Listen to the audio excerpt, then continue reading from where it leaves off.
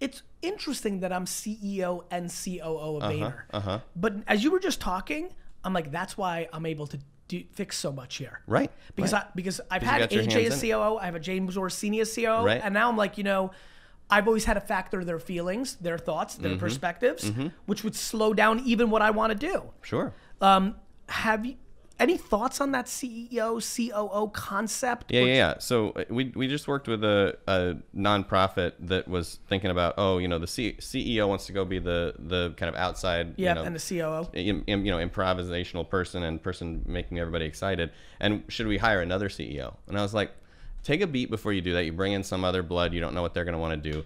Just blow the roles apart. So like, what is a CEO? A CEO is not actually a thing. A CEO is a marketer and a mentor and a fundraiser and a this and a that and the other. Blow all those roles out and then tell me which ones do you want. Yeah. You want these 8? Take those 8. You founded the company. Yeah. Don't hold roles you don't want to hold. I think CEOs should do more of what they're great at and less of what they're not. And that's why the title gets in the way sometimes. So it's like CEO, COO. I don't care. What roles do you want to play?